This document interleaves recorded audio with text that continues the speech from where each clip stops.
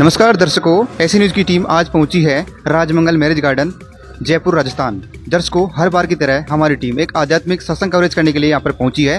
दर्शकों, यहाँ पर संत रामपाल जी महाराज के अनुयायियों द्वारा एक दिवसीय सत्संग कार्यक्रम का आयोजन किया जा रहा है। अंदर सत्संग चल रहा है और श्रद्धालुजन शांतिपूर्वक बैठ करके सत्संग सुन रहे हैं। दर्शकों, यहाँ पर हमने देखा कि एक स्टॉल लगा रखी है जो कि पुस्तकों की स्टॉल है। यहाँ पर गीता तेरा ज्ञान अमृत और जो प्रसिद्ध पुस्तक ज्ञान गंगा, जो कि सोशल मीडिया पे बहुत ज़्यादा वायरल हो रही है, वो यहाँ पर रखी गई है। जो भी श्रद्धालु जब घर की ओर जाएंगे तो मिलान करने के लिए ज्ञान गंगा पुस्तक लेके जाएंगे और पढ़ सकते हैं। जो संत रामपाल जी महाराज अंदर सत्संग सुना रहे हैं, बता रहे हैं प्रमाण सहित, वो इस पुस्तक में भी लिखा हुआ है। संतुष्टि के लिए वो पढ़ सकते हैं और प्रमाण मिला सकते हैं, इसलिए यहाँ पर पुस्तकें रखी हुई है। दर्शकों, सत्संग के अंदर काफ़ी संख्या के अंदर श्रद्धालुजन उपस्थित हुए थे और कुछ श्रद्धालु है जिनसे मिलकर बातचीत करेंगे कि उनका सत्संग में आने का क्या उद्देश्य है। सर नमस्कार। साहब जी, क्या नाम है सर आपका? सर मेरा नाम पवन दास है। चलिए बताइए, संत रामपाल जी महाराज ऐसा कौन सा ज्ञान बताते हैं कि आप हर संडे को सत्संग सुनने के लिए यहाँ पर आते हो?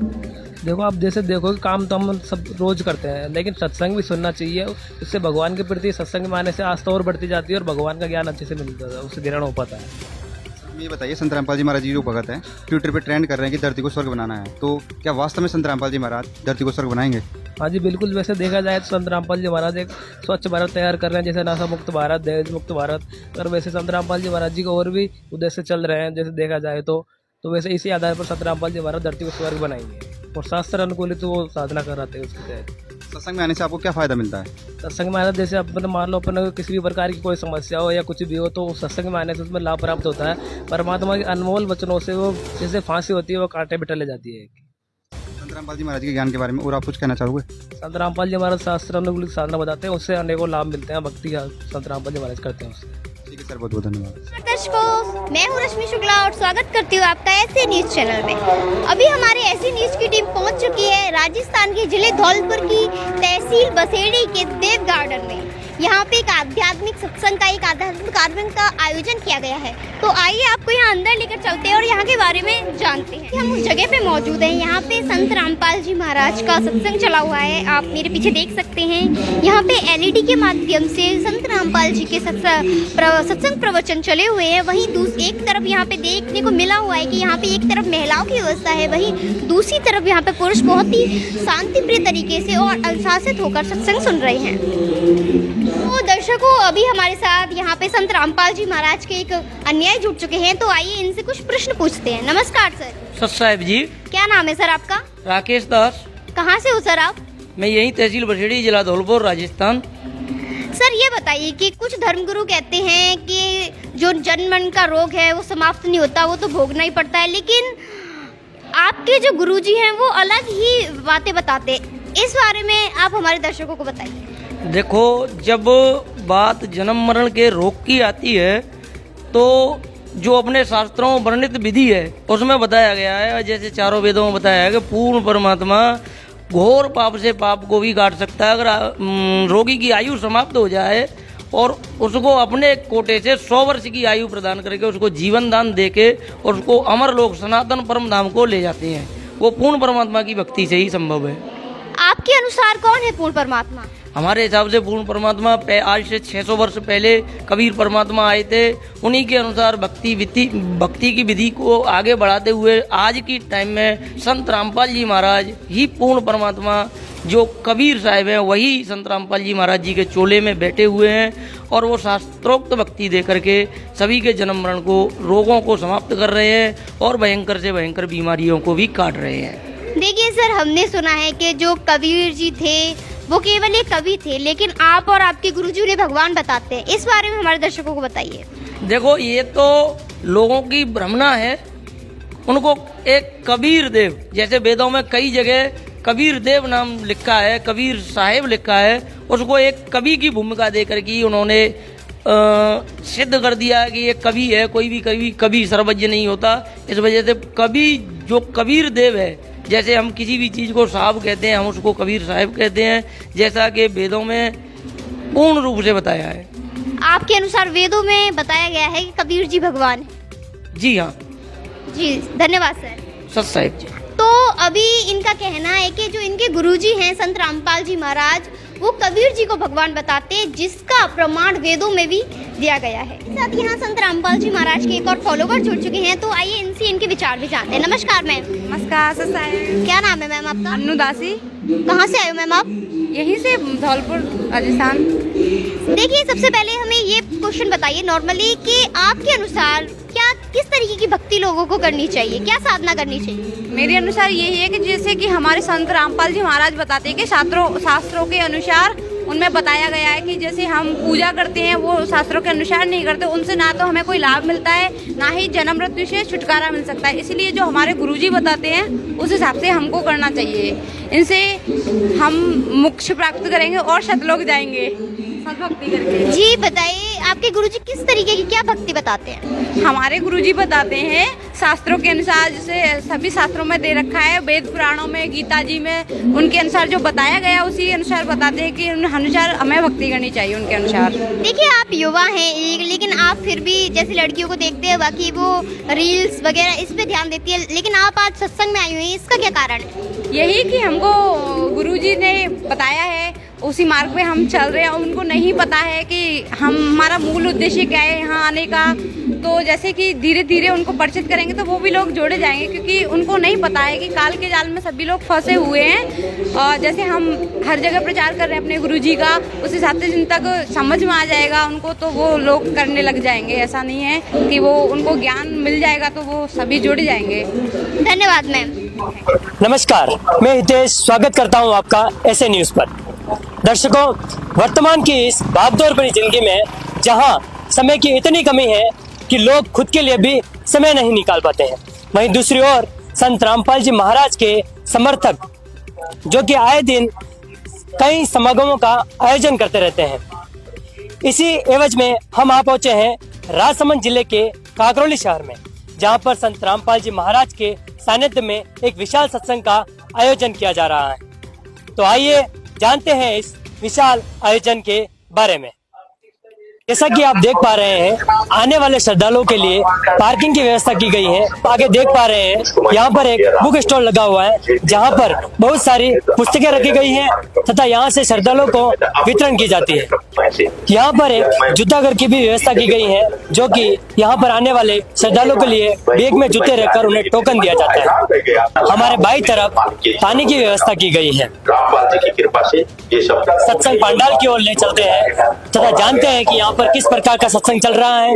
अक्सर इस हॉल में कई सभाओं का आयोजन किया जाता है, लेकिन आज संत रामपाल जी महाराज के सानिध्य में यहाँ पर एक सत्संग का आयोजन किया जा रहा है। चलिए देखते हैं। इस भक्ति रूपी ज्ञान को समर्थ करना।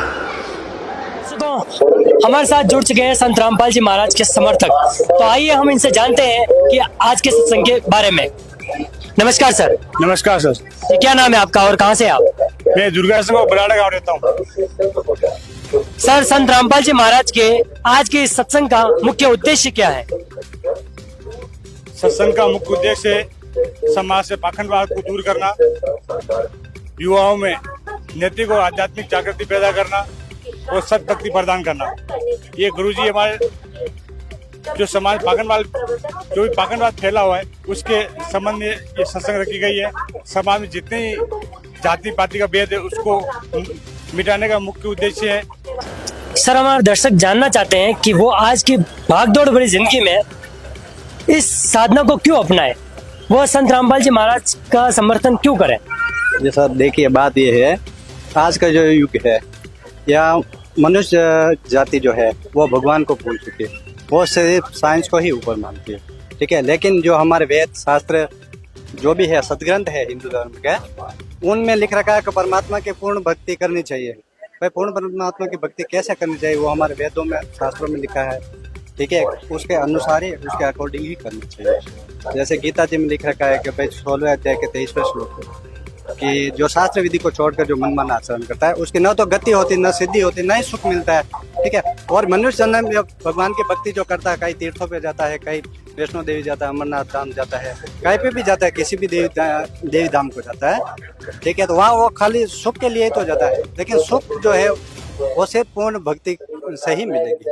बाकी नहीं। और मनुष्य जन्म का मूल उद्देश्य होता है मोक्ष प्राप्त करना, क्योंकि दूसरे जो चौरासी लख 84 के जो जीव हैं, जैसे कुत्ते, बिल्ली, गधे, गाय, जो भी है, वो भी सुबह से शाम तक उनको भी परमात्मा खाने पीने को चीजें देते हैं। भगवान कहते हैं कि भाई अजगर करे ना चाकरी, पंछी करे ना काम, और दास मलुक सलूक कहते हैं सबके दाता राम।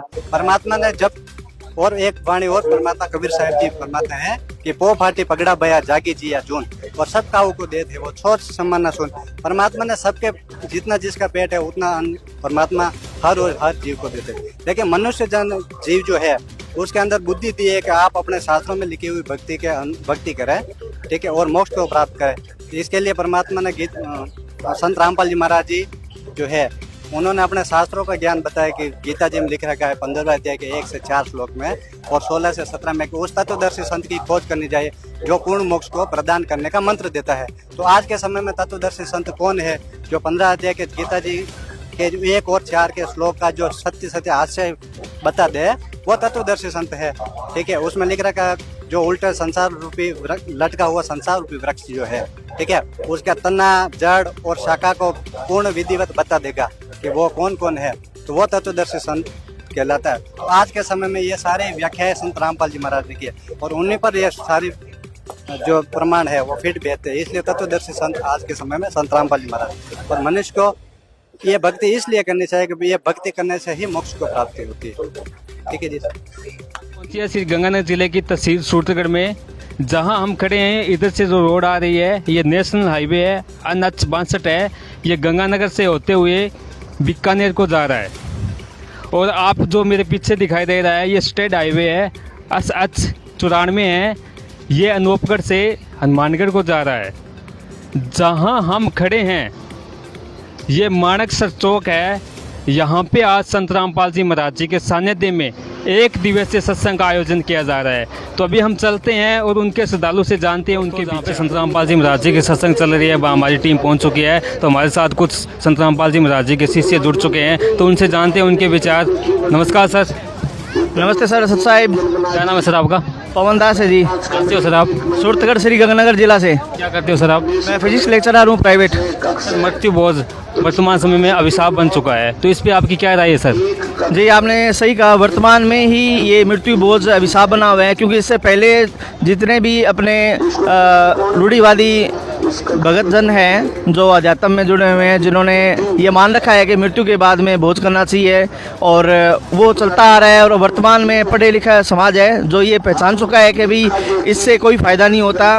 और अध्यात्म के अनुसार भी शास्त्र में भी ये लिखा हुआ है कि अभी अपने मृत्यु भोज नहीं करना चाहिए, जिसके चलते समाज जागरूक है और सरकार भी इस पे उचित कदम उठा रही है। बट उस चीज़ को देखते हुए इतना सराहनीय मतलब कदम नहीं उठा पा रहे। तो इसको चलते संत रामपाल जी ने बहुत सारे ऐसे रूढ़िवादी कुरीतियों पे प्रहार किया है और उस पर चलने के लिए, उसमें सुधार करने के लिए बहुत सारे प्रयत्न किए हैं जो सफल भी हो रहे हैं जी।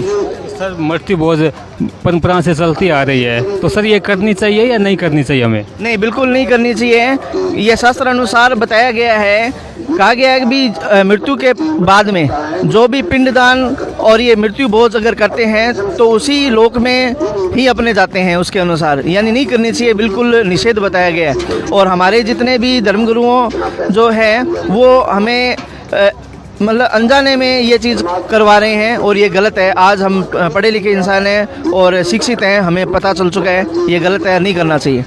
नमस्कार। नमस्कार सर। क्या नाम है सर आपका? भजन लाल। सर एक परिवार में एक सदस्य संसार को छोड़कर जाता है, उस परिवार में दुखी का पार्ट टूट जाता है, तो सर मृत्यु बोझ करना चाहिए या नहीं करना चाहिए? तो परिवार के अंदर एक सदस्य चला जाता है तो मृत्यु बोझ एक समाज के लिए बुराई है।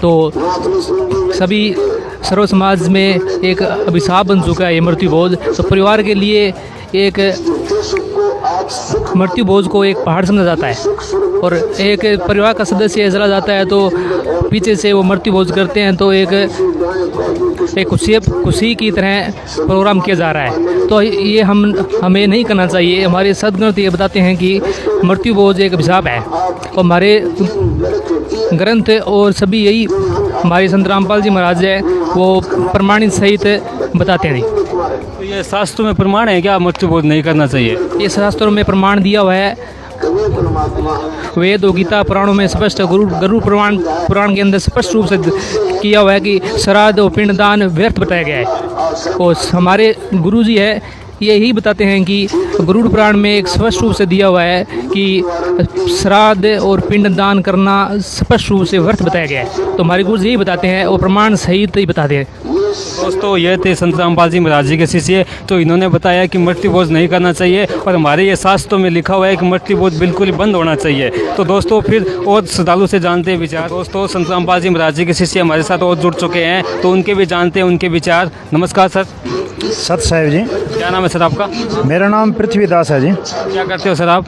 मैं एक थेरेपिस्ट हूँ जी। सर एक मृत्यु भोज एक गरीब परिवार के एक दानव के समान है, तो इस पे सर आपकी क्या राय है? सर जी राय तो मेरी क्या सभी की है, पर वो कहावत है ना कि बिल्ली के गल में घंटी कौन बांधे। ये जो अपना मृत्यु भोज है ये पता नहीं किसने चलाया है। मैं तो कई बार ये सोचता हूँ। और यहाँ दो वर्ग में लोग बंटे हुए हैं, एक गरीब और एक अमीर। मुझे तो कभी कभी लगता है कि ये जो अमीर लोग हैं ये सारा इनका ही रचा रचाया खेल है, और इसमें जो गरीब लोग हैं वो पीसते जा रहे हैं। अब गरीब लोगों को देखें तो बेचारे आज के समय में देखें तो 500 रुपये उनकी दिहाड़ी है और महीने का 15,000 रुपया है उनका। तो एक अमीर आदमी देखें तो एक दिन में 1 लाख का गल्ला उठाता है और वो तो महीने में बहुत रुपया कमा लेता है। और वो तो मृत्यु भोज क्या, वो तो कुछ भी करे अपने, जैसे उनके माँ बाप मर जाते हैं उनके पीछे जलेबी बनाए, रसगुल्ले बनाए, कुछ भी बनाए, चाहे वो कपड़े दे, चाहे वो नकदी रुपया दे, चाहे वो लोगों में बांटे, कुछ भी करे। पर उसको ज्ञान नहीं है, क्योंकि मृत्यु भोज क्या है, ये मरने के बाद में क्या सिस्टम कर रहे हैं। उन्होंने ऐसी ही एक प्रथा बना दी जिस तरह एक शादी में, खुशी में, पार्टी में जिस तरह वो करते हैं उसी तरह उन्होंने एक मृत्यु भोज को बना दिया। अभी इसी में खुशी मनाओ, लोग बैंड बाजे बनाते हैं, बजाते हैं, नाचते गाते हैं, सारा कुछ लोग करने लग गए। और गरीब सोचता है बेचारा कि अभी अगर मैंने ना किया तो मेरी तौहीन होगी, बेइज्जती होगी। हालांकि उसके पास 15,000 रुपया महीने का खर्च है और उसकी बीमारी भी आती है, अन्य भी और बेचारे के बहुत है, क्योंकि प्रत्येक आदमी को रोटी कपड़ा मकान चाहिए। और 15,000 में कहाँ रोटी बनेगी, कहाँ कपड़ा बनेगा, कहाँ मकान बनेगा, और उसके लिए बहुत दिक्कत की बात है। और फिर वो क्या करेगा, अपनी इज्जत को रखने के लिए भी लोग मुझे क्या कह रहे हैं, क्योंकि हम ये देखते हैं भाई, हम क्या देखते हैं भाई, अगर किसी ने बढ़िया कपड़े पहन लिए तो हमारे अगर घटिया कपड़े पहने हुए हैं तो हम सोचेंगे भी इसके तो बढ़िया पहने हुए हैं, तो हम भी क्या करेंगे, उसकी बराबरी करेंगे। इसी तरह ये हमारे एक प्रतिस्पर्धा बनी हुई है और हम ये बराबरी कर रहे हैं, जैसे मकानों की बराबरी कर रहे हैं, खाने की बराबरी कर रहे हैं, यानी हम हर तरह की बराबरी करते हैं। क्योंकि अगर हम बराबरी ना करें तो हमारी एक इंसल्ट होती है समाज में। तो इस इंसल्ट का मुंह बंद करने के लिए, बेइज्जती का मुंह बंद करने के लिए जो गरीब आदमी हैं उसको 15,000 तो उसमें उसका पालन पोषण बहुत ही कठिन से होता है। फिर वो क्या करेगा, किसी साहूकार से 2 रुपया सैकड़ा, 3 रुपया सैकड़ा, 5 रुपया सैकड़ा। अभी अगर हम यहाँ देखें, हमारे सूरतगढ़ जिला श्री गंगानगर राजस्थान में देखें तो 10-10 रुपया सैकड़ा यहाँ के सूदखोर है जो वो ब्याज पे दे रहे हैं। अब 10 रुपया सैकड़ा उनके चेक स्टाम्प रख लेते हैं। फिर क्या करते हैं, वो उनकी बराबरी करने के लिए पीछे लड्डू बनाएंगे, जलेबी बनाएंगे, रसगुल्ला बनाएंगे, बैंड बाजा बजाएंगे, ये सारा कुछ करेंगे। हरिद्वार भी जाएंगे गंगा में, वो कहने का मतलब फूल प्रवाहित करने के लिए वो सारा कुछ करेंगे। तो करेंगे फिर भी वो अमीरों की तो बराबरी नहीं होगी। और वो करने के बाद में जब उनका ब्याज ज़्यादा बन जाता है तो फिर वो कहाँ से इतना पैसा दे, क्योंकि उनकी कमाई तो प्रतिदिन की 500 रुपये है, तो वो इतना नहीं दे पाता। लास्ट में क्या होता है कि उसको आत्महत्या करनी पड़ती है, उसको फांसी पे लटकना पड़ता है, स्प्रे पीनी पड़ती है, या कहीं पानी में छलांग लगानी पड़ती है, और या फिर ट्रेन के नीचे आके मरना पड़ता है। और फिर परिवार वाले रोते हैं, अपने माँ बाप का तो मृत्यु भोज कर दिया, अब वो युवा मर गया, उसका क्या होगा। अब ये क्या है, ये एक तरह की इतनी गंदी रिवाज है, इतना गंदा, ये कहने का मतलब एक दिमक की तरह है, जैसे लकड़ी को दिमक खाती है, इसी तरह ये परिवार में आगे आगे आगे आगे ये सिस्टम चलता रहता है। वो कहता है उसने मेरे बाप का खर्च किया, मृत्यु भोज किया, मैं मेरे बाप का करूँगा। तो ये करते करते करते आज सारे बच्चे क्या, बूढ़े क्या, जवान क्या, अमीर क्या, गरीब क्या, सारे पीसते जा रहे हैं। हालांकि इसमें वो कोई बात नहीं है, ये बिल्कुल फिजूल का खर्चा है। तो मैं तो कहता हूँ भाई ये गरीब के लिए तो बहुत ही बुरा है। अमीर तो कुछ भी करे, अमीर की कोई दिक्कत वाली बात नहीं है, अमीर तो कुछ भी करे, पर गरीब को नहीं करना चाहिए। आज संत रामपाल जी महाराज जी के शिष्य हैं, उनमें संत रामपाल जी महाराज जी ने एक बहुत तगड़ी पावर बना दी। कैसे? मंत्रों से पावर बना दी, भक्ति से पावर बना दी, और वो सर उठा के जी रहे हैं समाज में। वो मृत्यु भोज नहीं कर रहे, बिल्कुल ही मृत्यु भोज नहीं कर रहे, सिर्फ दाल बनाते हैं, रोटी बनाते हैं, और कोई सलाद वगैरह कर लो, लस्सी। संत रामपाल जी महाराज जी के शिष्य मृत्यु भोज क्यों नहीं कर रहे हैं? संत रामपाल जी महाराज जी के शिष्यों को संत रामपाल जी महाराज जी ने ज्ञान करवा दिया, इतना अच्छा ज्ञान दे दिया। जैसे कहते हैं ना, पहले हम कहते थे कि महाराणा प्रताप में ये सारे गुण कूट कूट के भरे थे, इसी तरह संत रामपाल जी महाराज जी ने अपने शिष्यों में सारे गुण कूट कूट के भर दिए, और उनको ज्ञान हो गया भाई हमें ये नहीं करना चाहिए क्योंकि ये सारा गलत है। और वो उनमें, हाँ एक बात और है, क्यों नहीं करना चाहिए? हमारी परंपरा से चलती आ रही है मृत्यु भोज, तो सर हमें क्यों नहीं करना चाहिए? देखो परंपरा चलती आ रही है, परंपरा तो अभी देखो शिक्षा का ज़माना आ गया, शिक्षा भी आ गई, और शिक्षा के कारण हमें ज्ञान हो गया। हमारे जो जैसे हम जो हमारे वेद हैं, हमारी श्रीमद् भागवत गीता है हिंदू धर्म के अनुसार, अगर हिंदू धर्म में श्रीमद् भागवत गीता में देखें, अगर कहीं मृत्यु भोज करने का लिखा है तो कोई बात नहीं, संत रामपाल जी महाराज जी किसी से कर सकते हैं। पर जब हिंदू हैं हम, हमारी श्रीमद् भागवत गीता में सब कुछ नहीं लिखा, मृत्यु भोज वगैरह कुछ नहीं करना लिखा। तो सर आपका कहना का मतलब है कि हमारे जो जितने भी शास्त्र है उनमें मृत्यु भोज का मना किया हुआ है? हाँ बिल्कुल मना किया हुआ है, क्योंकि हमें इतने दिन तो हमें ज्ञान नहीं था। सपोज करो पहले मेरे दादाजी चले गए, यहाँ से शरीर छोड़ के मेरे दादाजी चले गए, तो पीछे हमने मृत्यु भोज किया, क्योंकि उस समय हमें वेदों ग्रंथों का, श्रीमद् भागवत गीता का बिल्कुल ज्ञान भी नहीं था, जिल्लत भी नहीं देखी। और उसके बाद में जब हम संत रामपाल जी महाराज जी से जुड़े, और जुड़ने के बाद में हमें ज्ञान हुआ, क्योंकि संत रामपाल जी महाराज ने सारे शास्त्रों को दिखा दिया, और दिखा दिया तो हमें ज्ञान हो गया। तो ज्ञान हो गया तो उस ज्ञान के आधार से अब हम नहीं करते, क्योंकि हमारे वेदों में कहीं नहीं लिखा, अगर लिखे होता तो हम भी करते, कोई दिक्कत वाली बात नहीं है। तो संत रामपाल जी महाराज जी ने जो ज्ञान दिया है उस ज्ञान के आधार से, और अगर वैसे भी देखें, आज देखिए भारत देश में बहुत गरीबी है, किसान जैसे हैं तो वो जैसे उन्होंने केसीसी उठा रखी है, साहूकारों से पैसा ले रखा है, भौतिक सुख सुविधा में बहुत पैसा लगता है। तो इसके कारण दोनों सिस्टम से ज्ञान, और वैसे भी देखें आज के भौतिक सुख सुविधा में देखें तो ये मृत्यु भोज बिल्कुल ही गलत है। जैसे किसी का कोई मर गया तो संत रामपाल जी महाराज जी बताते हैं भी कोई बात नहीं, सिंपल क्या है, जैसे हम खाना खाते हैं वैसे सिंपल खाना खाओ घर में भी।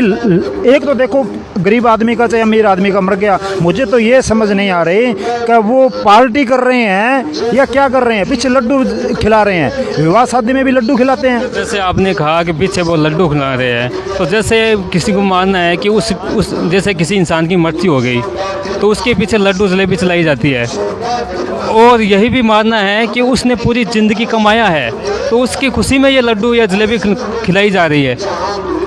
हाँ ये तो मैं सोचता हूँ भी देखो शादी विवाह में तो लोग लड्डू बनाते हैं, ये मैं नहीं कहता भी चलो जो है लोग कर रहे हैं शादी विवाह में करते आ रहे हैं वो तो करो, चलो कोई बात नहीं, पर मरने के बाद में पार्टी कर रहे हैं। एक तरफ तो आंसू बहा रहे हैं, रो रहे हैं, दूसरी तरफ लड्डू खा रहे हैं, कोई रसगुल्ला खा रहा है, कोई जलेबी खा रहा है, कमाल है। ये तो मुझे समझ में नहीं आया। तो आखिर लोगों को सोचना चाहिए भी ये खुशी मना रहे हो, एक गमी है मुझे तो। अब जैसे किसी का कोई मर जाता है, कहता है कि हमें उनके मुँह कान जाना है, मुँह कान जाने हैं तो वहाँ देखते हैं, चाय देते हैं, लड्डू देते हैं, जलेबी देते हैं। अरे ये समझ में नहीं है भी पार्टी में जा रहे हैं या किसी का मर गया शोक व्यक्त करने के लिए जा रहे हैं, ये भी हमें सोचना चाहिए। तो ये जो आज के युवा पीढ़ी है, पढ़े लिखे लोग हैं, उनको सोचना चाहिए, पहले उनको करना चाहिए, क्योंकि हमारे बुजुर्ग थे, बुजुर्गों तो कोई उनको तो ज्ञान नहीं था, और हम आज पढ़े लिखे हैं, हमें ज्ञान। अगर एक आदमी पहल कर देना तो धीरे धीरे धीरे धीरे ये इसी तरह रीति रिवाज बनता रहेगा, और आगे कोई मृत्यु भोज नहीं करेगा, सारे सुखी हो जाएंगे हैं। तो ये हमें करना चाहिए जी। दोस्तों ये थे संत रामपाल जी महाराज जी के शिष्य, तो इन्होंने बताया है कि मृत्यु भोज नहीं करना चाहिए, ये हमारे शास्त्रों में मना किया हुआ मृत्यु भोज का, लेकिन फिर भी लोग मृत्यु भोज कर रहे हैं, और मरने के बाद इंसान के पीछे लड्डू जलेबी चलाई जा रही है। इनका कहना है कि वो पार्टी बनाते हैं, तो ऐसा बिल्कुल भी नहीं करना चाहिए। तो अभी और श्रद्धालु से विचार जानते हैं। तो हमारे संत रामपाल जी महाराज जी के शिष्य और जुड़ चुके हैं हमारे साथ, तो उनके भी जानते हैं उनके विचार। नमस्कार सर। सत साहेब जी। क्या नाम है सर आपका? लक्ष्मण दास है जी। क्या करते हो सर आप? मैं सर पैसे से किसान हूँ, खेती बाड़ी करता हूँ, और यहाँ बाज़ार में भी मकान है मेरा, यहाँ रहता हूँ। सर मृत्यु भोज का कोई हमारे शास्त्रों में प्रमाण है क्या इस चीज़ का? कोई नहीं सर, ये मृत्यु भोज एक सामाजिक बुराई है। जितने भी हमारे समाज सुधारक हुए हैं, जितने भी इतिहास के अंदर मैंने पढ़ा है, जितने भी प्रोफेट्स हुए हैं या जो संत हुए हैं, महापुरुष हुए हैं, उन सब ने बाल विवाह, सती प्रथा, ये जैसे दहेज प्रथा या जो मृत्यु भोज है, इन सब का इन्होंने विरोध किया है। और जिन जिन महापुरुषों ने विरोध किया है उन सब को यातनाएं मिली, प्रताड़नाएं मिली, जेलों में डाला गया, क्योंकि ये ब्राह्मणों की एक दुकान बंद हो रही है जी। ये ब्राह्मणवाद पर आधारित है, ये कोई इसका कोई कहीं प्रमाण नहीं है जी।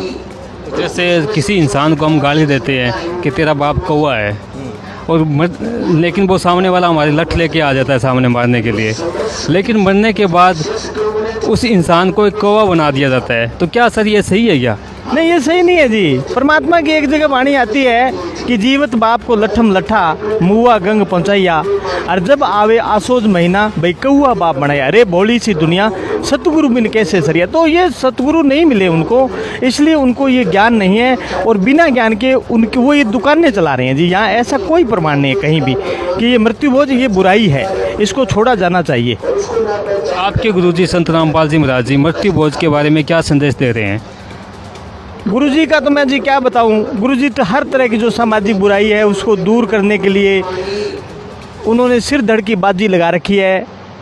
जितने भी है, जैसे दहेज प्रथा है, मृत्यु भोज है, इन सब का इन्होंने डटकर विरोध किया है। इसीलिए उनको बार बार कष्ट मिलते रहे हैं, समाज में उनका विरोध होता रहा। इसी कारण से विरोध है, उनकी उस ज्ञान की वजह से विरोध है, नहीं कि उनमें कोई बुराई है।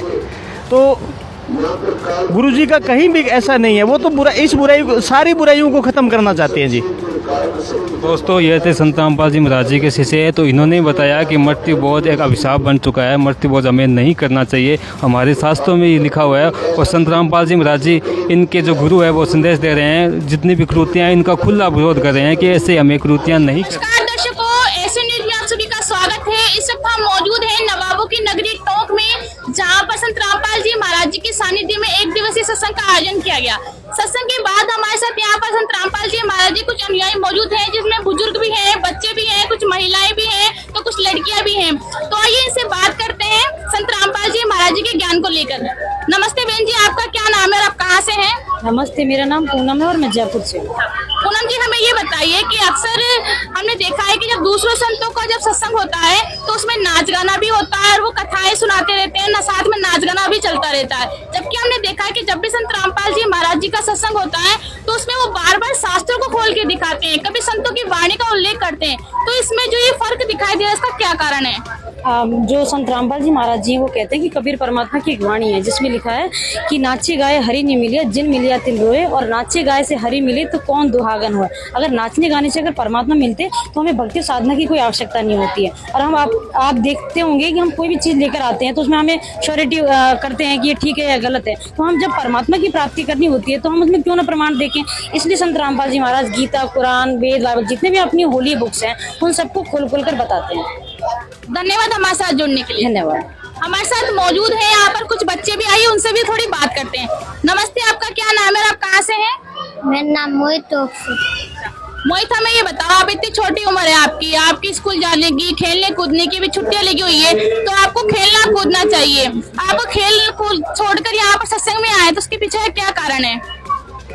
भाई नानक ने भी छोटे से में भक्ति करना शुरू कर दिया था, और इसलिए आप भी बचपन से भक्ति स्टार्ट कर रहे हो। तो हमें ये बताइए, आप यहाँ पर सत्संग सुनने आए, आपके गुरुजी ने क्या क्या बताया सत्संग में? भाई गाली गलौज नहीं करना चाहिए, झगड़े नहीं करना चाहिए, और ना और किसी को बददुआ नहीं देना चाहिए। बहुत बहुत धन्यवाद हमारे साथ जुड़ने के लिए। सर, हमारे साथ मौजूद है यहाँ पर कुछ बुजुर्ग, आइए उनसे भी थोड़ी बात करते हैं। नमस्ते सर, आपका क्या नाम है और आप कहाँ से हैं? नवदास है, छावनी टोंक से हूँ। सर, हमें ये बताइए, आपकी इतनी उम्र है, आप घर बैठ के भी भक्ति कर सकते हैं, आप बार बार यहाँ सत्संग में आते हैं, इसको क्या उद्देश्य है आपका? आते हैं, भगवान का प्रवचन सुनते हैं, अच्छी पूरे शास्त्रों का दोबारा ज्ञान हो जाता है और मोक्ष प्राप्ति का सत्य बात है। बहुत बहुत धन्यवाद सर हमारे साथ जुड़ने के लिए। सही।